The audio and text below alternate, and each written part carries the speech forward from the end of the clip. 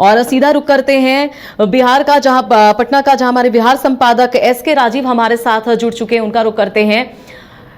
राजीव जी, जिस तरह से बिहार में 5 लोकसभा सीटों पर चुनाव हो रहे हैं, ऐसे में वोटिंग प्रतिशत तो काफी अच्छी है, लेकिन हर एक लोकसभा सीट पर एक अलग चुनौती। नहीं, देखिए अनीता, सबसे पहले तो आपको अपडेट कर दें कि चूंकि आप जो अपडेट अभी दिखा रही हैं स्क्रीन पर, ये 3 बजे का अपडेट है। अभी जो अपडेट सामने आया है उसके मुताबिक 50% जो है 4 की तरफ से अभी अपडेट किया गया है कि 50% मतदान जो है वो लोगों ने किया है।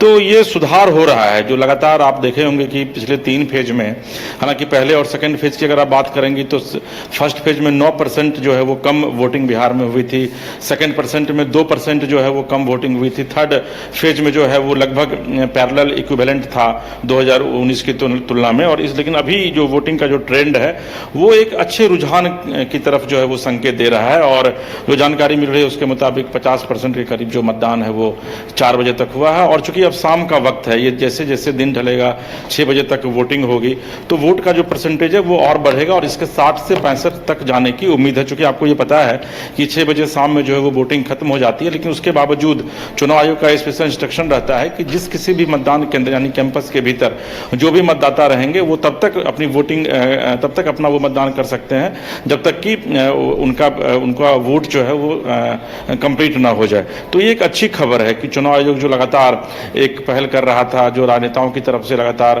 ये कोशिश की जा रही थी कि किस तरीके से मतदान का प्रतिशत बढ़ाया जाए, तो उसके लिहाज से कम बिहार में जो है वो एक आप कह सकते हैं कि बिहार के लिए एक शुभ संकेत है और लोकतंत्र के लिए एक बहुत ही शुभ संकेत है। चूंकि आपको पता है अमिता कि लोकतंत्र जो है वो वोटर जो है वो सबसे मुख्य मेन पिलर होते हैं, आधार होते हैं लोकतंत्र के, और यही वजह है कि अपना अधिकार का उपयोग करते हुए अपनी वोटिंग करते हैं।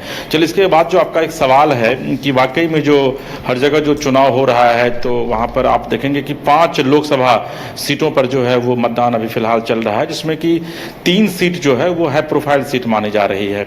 एक बेगूसराय से गिरिराज सिंह बीजेपी के अभी निवर्तमान सांसद हैं, केंद्र सरकार में मंत्री भी हैं। दूसरी जो महत्वपूर्ण सीट है वो नित्यानंद राय की है, जो कि उजियारपुर से चुनाव लड़ रहे हैं और उनके खिलाफ जो है वो आपको आलोक मेहता है, आरजेडी पिछले सरकार में मंत्री थे वो, और इसके अलावा ललन सिंह जो जेडीयू के राष्ट्रीय अध्यक्ष हैं वो मुंगेर से चुनाव लड़ रहे हैं और वहां पर अनिता देवी जो है वो उनको चुनौती दे रही है। लेकिन एक चौथी भी सीट है जिस सीट की चर्चा जो है वो लगातार की जा रही है कि समस्तीपुर में बिहार सरकार के जेडीयू कोटे के 2 मंत्री के बेटे बेटी जो है वो आमने सामने हैं। तो समस्तीपुर सीट भी जो है उसको भी आप हाई प्रोफाइल सीट मान सकती हैं, क्योंकि पूरे देश में सबसे कम उम्र की किसी लड़की ने जो है वो नॉमिनेशन किया है। शांभवी चौधरी मात्र 23 साल की हैं वो, और वो वहाँ पर जेडीयू के सीट से जो है वो कोटे से वहाँ पर चुनाव लड़ रही हैं, सॉरी वो एलजेपीआर के कोटे से चुनाव लड़ रही हैं। और एक 5वीं सीट जो है वो दरभंगा की है, जहाँ पर कि गोपाल जी ठाकुर जो है वो इस लड़ाई में। देखिए, अगर आप लड़ाई की बात करेंगे तो चूंकि मैं अभी लगातार पिछले 7-8 दिनों से घूम रहा था फील्ड में, तो देखिए समस्तीपुर की लड़ाई जो वो काफी दिलचस्प है। वहां पर टक्कर जो है वो कांटे की है। और उजियारपुर की अगर बात करेंगे आप, जहां पर कि नित्यानंद राय चुनाव लड़ रहे हैं, गृह राज्य मंत्री है, वहां पर जब मैं गया था तो वहां पर लोगों का आक्रोश था उनके प्रति, लेकिन लोगों का यह कहना था कि चूंकि केंद्र में मोदी को वो लोग देख रहे हैं, इसलिए लिहाजा नित्यानंद राय को वो लोग वोट नहीं करेंगे, वो लोग वोट मोदी को कर रहे हैं। कमोबेश सेम यही स्थिति ललन सिंह की थी मुंगेर में। ललन सिंह के प्रति इतनी नाराजगी थी कि कुछ गांवों में ललन सिंह को काला झंडा दिखाया गया। एक गांव में तो ललन सिंह जब रोड से गुजर रहे थे वहां पर लोगों ने बहिष्कार किया, तो ललन सिंह उतर करके मारने के लिए भी दौड़े थे। तो एक एंटी इनकम्बेंसी की जो लगातार बात की जाती है वो मुंगेर में देखने को मिल रहा है। वहां पर सरकार के खिलाफ जो है वो नाराजगी है, लेकिन बिहार सरकार के खिलाफ, केंद्र सरकार के खिलाफ नहीं। और ललन सिंह के खिलाफ वहां पर लोगों की काफी नाराजगी है। हालांकि देखिए, एनडीए कहता है कि भाई हमारा जो वोटर है वो बहुत ज्यादा एग्रेसिव नहीं है, बहुत वो साइलेंट है, और आरजेडी के जो वोटर हैं वो एग्रेसिव हैं। तो ये भी हो सकता है कि मतदाता जो वो खुलकर सामने नहीं आ रहे हों, और हो सकता है कि वो मोदी के चेहरे पर एनडीए को वोट कर रहे हों, या फिर ये भी हो सकता है कि अगर एंटी इनकम्बेंसी वाकई में क्षेत्र में है तो उसका सीधा लाभ जो है वो विपक्ष को मिल सकता है। तो आज बिहार में जो 5 सीटों पर जो चुनाव हो रहे हैं, इस 5 में से 4 सीट जो है वो काफी महत्वपूर्ण है। और जो दरभंगा की सीट है वो गोपाल जी ठाकुर वहां से निवर्तमान सांसद हैं, वहां पर उनको भी लोगों के आक्रोश का काफी सामना करना पड़ा। और आज से 4 दिन पहले देश के प्रधानमंत्री नरेंद्र मोदी वहां जाकर के एक सभा को संबोधित किए थे। और कल देखिए, कल देर रात जो है वो पटना में उन्होंने एक बड़ा एक रोड शो यहाँ पर उन्होंने किया है। और पहले देश के प्रधानमंत्री हैं जो पटना में आकर के वो रोड शो किए, फिर यहाँ रात में रुके। तो इस रोड शो के जरिए भी वो उन 5 सीटों पर एक मैसेज देने की कोशिश कर रहे थे कि भाई बिहार का साथ जो है, बिहार की जनता का साथ जो है वो उन्हें बहुत जरूरी है, ताकि वो केंद्र में फिर से सरकार जो है वो बना सके।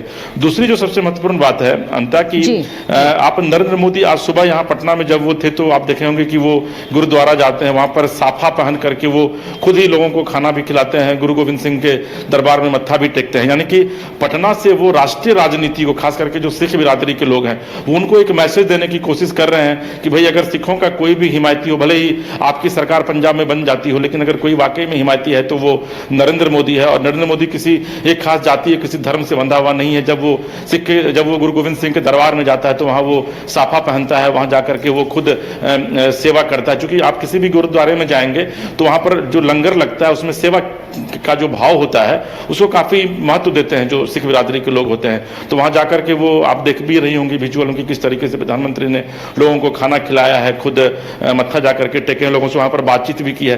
तो एक तीर से कई निशाना साधने की कोशिश जो है प्रधानमंत्री पटना से भी उन्होंने किया। इसके बाद 3 जगह पर आज उनकी रैली थी और फिर अभी आप संभवतः बनारस में उनका रोड शो चल रहा होगा, जहां कल वो नॉमिनेशन भी करेंगे।